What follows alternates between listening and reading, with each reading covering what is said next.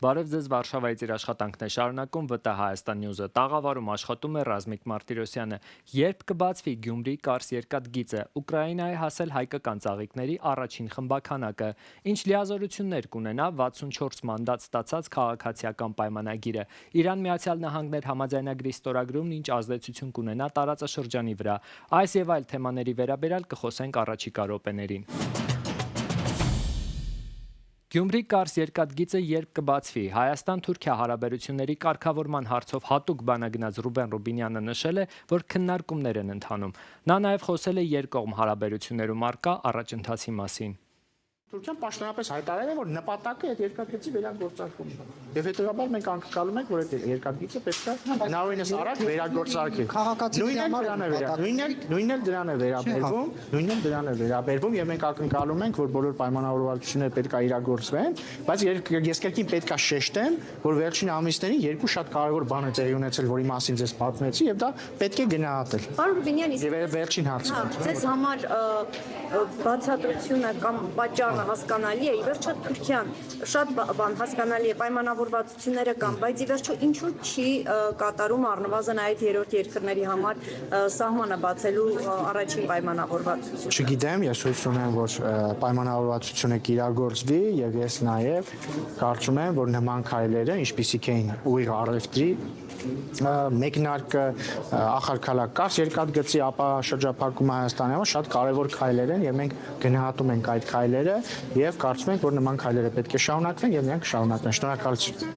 Հայաստանի եւ Ադրբեջանի միջև հակամարտությունն ավարտված է, իսկ ընտրությունների արդյունքներով ժողովուրդը տեր է կանգնել խաղաղությանը։ Ազգային ժողովում վարչապետ Նիկոլ Փաշինյանն է հայտարարել.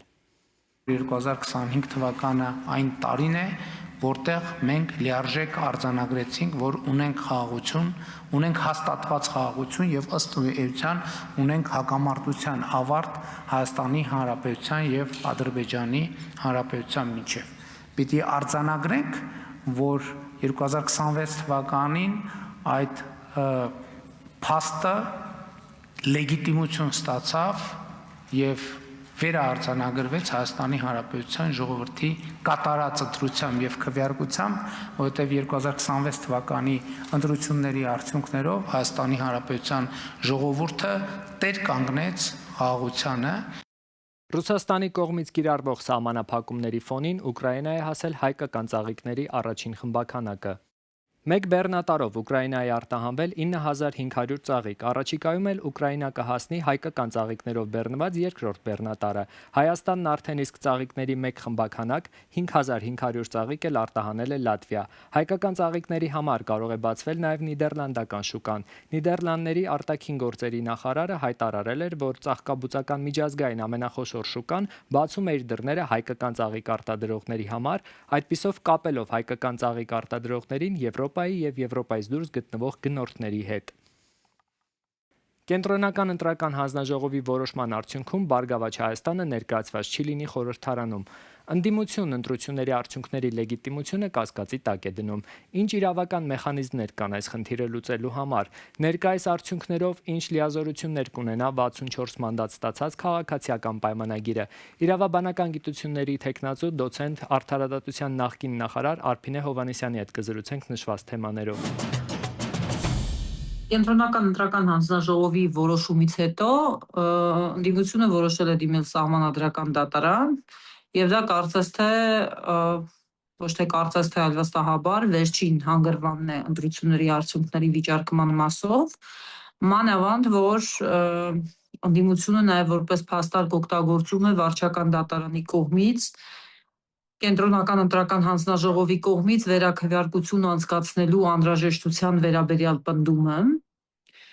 Կենտրոնական ընտրական հանձնաժողովն էլ իր հերթին պատճառաբանել է, որ ինքը չի տեսնում ընտրությունների արդյունքների վրա ազդեցություն, բայց ավելի շատ շեշտադրումը, թե ինչու չի տեսնում ազդեցություն, շեշտադրումը ոչ թե այդ մասով է հիմնավորել, այլ տակտիկական քվեարկության փաստարկն է, այսպես ասած, մեջտեղ բերել եւ փորձում է դրանով հիմնավորել։ Ես կարծում եմ, որ Կենտրոնական ընտրական հանձնաժողովը իսկապես վերաքվեարկություն նշանակելու կարիք ուներ, որովհետև բոլոր այն քայլերը, որոնք տարել են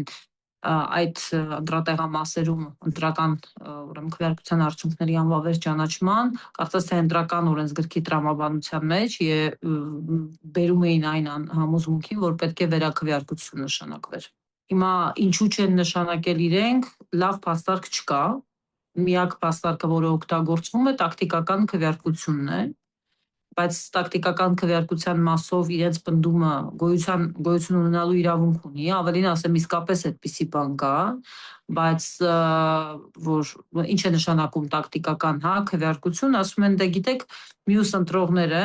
մյուս ընտրողների նկատմամբ անհավասար պայմաններում են գտնվում։ Այն ընտրողները, որոնք հունիսի 7-ին են ընտրել, չգիտեին ով է անցել, պատկեր չունեին։ Այս մյուս ընտրողները արդեն գիտեն ու ըստ էության կխախտվի որոշակի հիմնարար սկզբունքներ,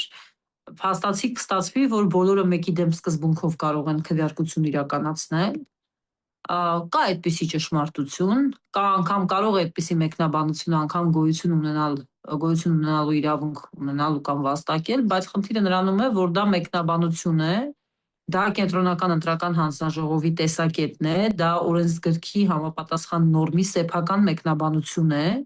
եւ երկու տարբերակ ունի կենտրոնական ընտրական հանձնաժողովը, եթե ինքը այդպիսի մտավախություն էր տեսնում, տարբերակ առաջին, ինքը պետք է գնար օրենսդրական փոփոխությունների ճանապարհով, որովհետեւ տակտիկական քվեարկությունը միշտ ու բոլոր դեպքերում, երբ նշանակվում է վերաքվեարկություն, լավ այսպես ասեմ, գրեթե բոլոր դեպքերում տակտիկական քվեարկության հետ ենք առնչվելու։ Այսինքն իր վեճը, իր կռիվը ընտրական օրենսգրքի համապատասխան դրույթի հետ է, որը առանց վերապահումների ասում է, որ առանձին ընտրատեղամասերում կարող է նշանակել վերաքվեարկություն, եթե ըստ էության համարում է, որ տեղի են ունեցել այնպիսի խախտումներ, որոնք կարող էին ազդել ընտրությունների արդյունքների վրա։ Այստեղ իհարկե նրբություն կա, ինչ ենք մենք հասկանում ընտրությունների արդյունք ու ազդեցություն ասելով, եւ երկրորդ ճանապարհը, եթե ի վերջո այդքան մտահոգված է կենտրոնական ընտրական հանձնաժողովը տակտիկական քվեարկություն չթույլատրելու անհրաժեշտությամբ, ապա հանգիստ կարող են ամբողջ Հայաստանի Հանրապետությունում նշանակել վերաքվեարկություն։ Դրա ճանապարհը այսօրվա օրենսդրության պայմաններում դա է, մանավանդ, որ մի կողմից ընդդիմությունն է բարձրաձայնում ահասարսուռ խախտումների մասին, մյուս կողմից իշխանությունն է բարձրաձայնում ահասարսուռ ընտրակաշառքների եւ ընտրողի կամքի խեղաթյուրման մասին։ Հետևաբար երկուսի բարձրաձայնումները այս կետում կարող էին հիրավի համընկնել եւ կարելի էր հանգիստ բոլոր այս խնդիրները հաղթահարել վերաքվեարկության միջոցով։ Ներկայիս արդյունքներով քաղաքական մեծամասնություն ունեցող քաղաքացիական պայմանագիրն ինչ լիազորություններ է ունենալու խորհրդարանում եւ իշխող ուժի սահմանադրական մեծամասնություն չունենալը գործնականում ինչ է նշանակում։ Եթե պատկերը մնում է անփոփոխ, այսինքն սահմանադրական դատարանը մեծ հավանականությամբ պատկերը թողնում է այսպիսին, քաղաքացիական պայմանագիր կուսակցությունը ունենալու է 64 մանդատ, դա նշանակում է ունենալու է 3/5 մեծամասնություն, որը բավարար է, որպեսզի ընդունի ընտրական օրենսգիրք, սահմանադրական դատարանի մասին օրենք եւ բազում այլ դատական օրենսգիրք, բազմաթիվ օրենքներում փոփոխություններ, նշանակի գլխավոր դատախազին եւ մի շարք այլ պաշտոնյաների, բայց չի ունենալու սահմանադրական մեծամասնություն, դրա համար նրան պակասում է 6 ձայն,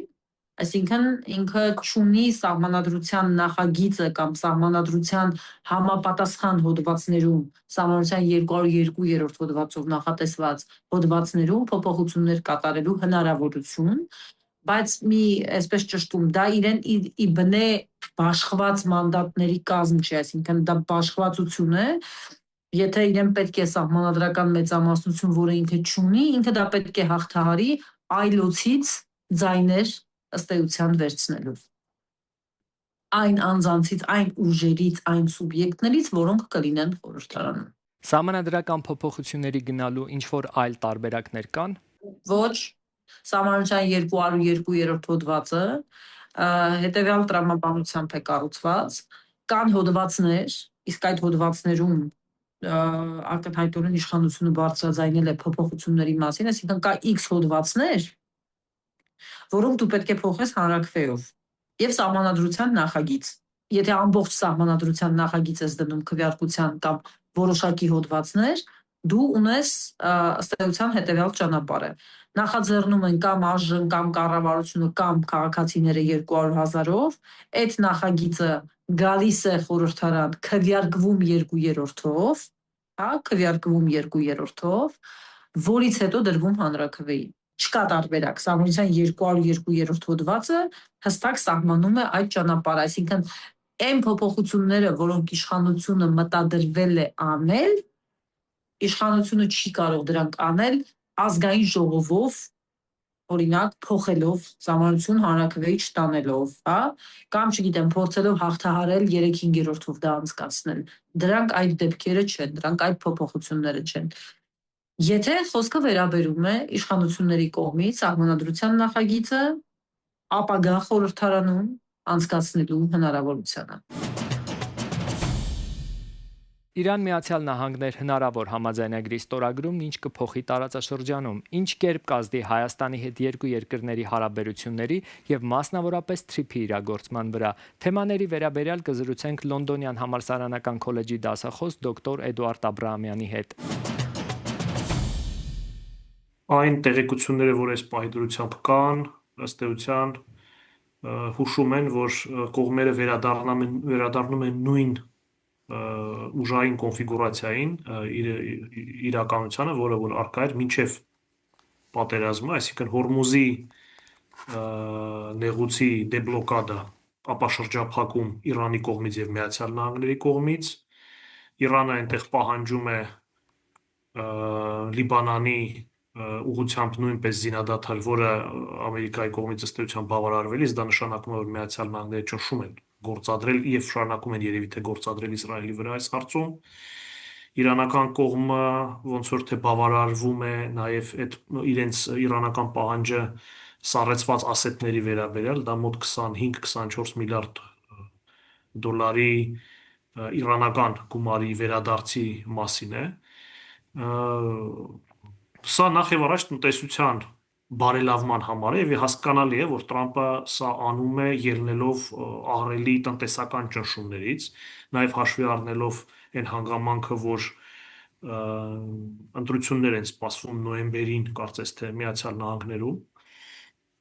Սա հետ քայլ է, սա նշանակում է էական նահանջ, հետ քաշվել այն պատերազմի նախնական հնչեցված նպատակներից, որոնք որ առկա էին, ենթադրաբար նախ իրեք ինչն է հետաքրքիր այստեղ, որ պետք է շեշտվել։ Այս պատերազմը եւ այս կոնֆիգուրացիան զինադադարի ցուցիչ է, որ նույնիսկ ամենահզոր հետախուզական ու ռազմական կարողություն ունեցող պետությունները, ինչպիսիք են Միացյալ Նահանգները եւ Իսրայելը, կարող են սխալվել, սխալ հաշվարկներ անել, որն էլ բերում է նմանատիպ ճակատագրական հետևանքների։ Հետ նահանջը բերելու է լուրջ աշխարհաքաղաքական process-ների տարածաշրջանում, որտեղ իրանական ռեժիմը իմ ենթադրմամբ ել ավելի կամրապնդվի։ Միջուկային ծրագիրը Թրամփը խոսում էր, որ մենք պետք է դեռ այն բանակցենք եւ բանակցությունները շատ երկար են տևալու, որպեսզի գանք Դե մի քիչ ճիշտ ասած ծիծաղել է Թրամփը, հիշենք, որ Թրամփը հրաժարվեց 2008 թվականի, 2015 թվականի արդեն իսկ կնքված Իրանի միջուկային պայմանագրից, համարելով, որ դա վատ պայմանագիր է։ Իսկ հիմա մենք տեսնում ենք, որ փաստորեն շատ ավելի վատ դիրքերից է այս բանակցությունները ընթանալու Միացյալ Նահանգների համար Իրանի միջուկային ծրագրի վերաբերյալ։ Ի վերջո պատերազմը ցույց տվեց եւ դա իրանացիները, պարսիկները հասկացան, որ միջուկային ծրագիրը ոչ Իսրայելը, ոչ Միացյալ Նահանգները ունակ չէին ոչնչացնել Իրանի միջուկային ծրագիրը, այնպես անել, որ հարստացված ուրանը ինչ որ մի ձև դուրս բերվի կամ ոչնչացվի, այսինքն այլ կերպ ասած մոտիվացիան իրանական կողմի ավելի ամրապնդել ռեժիմը ներսում, ավելի վարել ամբիցիոզ քաղաքականություն տարածաշրջաններում, գնալ միջուկային զենքի ստեղծմանը, այս մոտիվացիաները ավելի ուժեղանալու են։ Պարոն Աբրահամյան, համաձայնագրի ստորագրումն ինչ կերպ կազդի Հայաստանի հետ երկու երկրների հարաբերությունների եւ մասնավորապես TRIP-ի իրագործման վրա։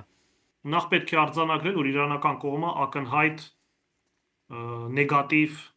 հայտարարություններով հանդես եկավ պատերազմի այս 3 ամսվա ընթացքում TRIP-ի վերաբերյալ, մասնավորապես ամերիկյան բաժնեմասի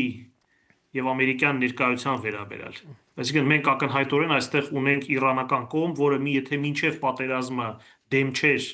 նման ենթակառուցվածքային նախագծի Միացյալ Նահանգների տրանզակցիոն ներկայությանը, ապա հիմա մենք տեսնում ենք, որ իրանական կողմը համենայն դեպս դեսպանի կարծես թե հայտարարության շնորհիվ մենք տեսնում ենք, որ Իրանը որոշակիորեն փոխել է իր դիրքորոշումը ամերիկյան ֆինանսակորպորատիվ ներկայության վերաբերյալ տարածաշրջանում։ Առհասարակ ԱՄՆ-ի դերակատարությանը եթե անդրադառնանք մեր տարածաշրջանում, ինչպիսին է եւ ինչի է ձգտում Միացյալ Նահանգները։ Ենթադրում եմ, որ իրանական այս իրավիճակը կստեղծի շատ փխրուն կսառեցնի կոնֆլիկտը Իրանի հետ, դառնալով բավականին փխրուն եւ Միացյալ Նահանգների համար եւ տարածաշրջանային Միացյալ Նահանգների դաշնակիցների համար բավականին պրոբլեմատիկ եւ անկանխատեսելի, հատկապես հաշվի առնելով այն հանգամանքը, որ հակաարևմուտք, գլոբալ հակաարևմուտք անվանենք դա, Ռուսաստան, Չինաստան, Իրան, առնվազն ինչ որ առումով Թուրքիա, այս երկրների կոնսոլիդացիան միմյանց միջև ընդդեմ արևմուտքի կամ զսպելու արևմուտքի ազդեցությունը ել ավելի կմեծանա։ Հետևաբար տարածաշրջանում Միացյալ Նահանգները ըստ էության չունեն ռազմավարություն Հարավային Կովկասում։ Ինչպես ես նշեցի, կա սահմանափակ տրանզակցիոն եւ ինչ որ առումով նաեւ PR-ային պոպուլիստական դրսևորումներ, որ իբր ինքը պատերազմը ավարտեց Հայաստանի Ադրբեջանի միջև, որ բիզնես շահերից ելնելով որոշակի ներգրավվածություն կարևոր օգտակար հանածոների եւ ենթակառուցվածքների կոնտեքստում որոշակի հետաքրքրություն է, բայց ընդհանուր առումով, գլոբալ առումով ռազմավարություն որպես այդպեսին Միացյալ Նահանգները Կովկասում չունի։ Սևանա լիճը բարձրանում է ռեկորդային տեմպերով, վերջին 15 օրվա ընթացքում այն բարձրացել է 11 սանտիմետրով։ 2026 թվականի հունվարից մինչև հունիսի 16-ն ընկած ժամանակահատվածում Սևանա լճի մակարդակը բարձրացել է 46 սանտիմետրով, իսկ 2026 թվականի հունիսի 1-ից 15-ն ընկած ժամանակահատվածում 11 սանտիմետրով։ Հունիսի առաջին կեսին գրանցված նման բարձրացում վերջին անգամ դիտվել է ավելի քան 3 տասնամյակ առաջ, 1993 թվականին։ Լճի մակարդակի բարձրացումը պայմանավորված է գետային ներհոսքով եւ առատ տեղումներով, հայտնում է հիդրոօթերևութաբանության եւ մոնիթորինգի կենտրոն ՊՕԱԿ-ը։ Փարիզի հանրահայտ Պոննյով կամուրջը վերածվել է հսկայական քարանձավի։ Լուսանկարչության վարպետ JR-ի քարանձավ ինստալացիան մինչև հունիսի 28-ը անցորդներին տեղափոխում է ստորգետնյա աշխարհ հենց քաղաքի սրտում։ Նոտրդամ տաճարի հարևանությամբ գտնվող այս ինքնատիպ արվեստի գործը բաց է շուրջօրյա։ 120 մետրանոց այս կառույցն ամբողջությամբ թաքցնում է քաղաքային եռուզեռը։ Էլեկտրոնային երաժշտությունն ու կաթացող ջրի ձայները ստեղծում են կատարյալ մեկուսացման պատրանք։ Թեև փոթորկոտ եղանակի պատճառով բացումը 10 օրով հետաձգվել էր, այսօր քարանձավն արդեն ընդունում է առաջին այցելուներին։ Հեղինակը վստահեցնում է, անգամ ամառային տապին ներսում օդը 15 աստիճանով ավելի զով է լինելու, ինչպես իրական քարանձավում։ Այս թողարկման համար նախատեսել էինք այսքանը։ Հետևեք մեզ ՎՏՀ Հայաստան Նյուզի Facebook-յան եւ YouTube-յան հարթակներում, որպեսզի բաց չթողնեք օրվա կարևոր նորությունները։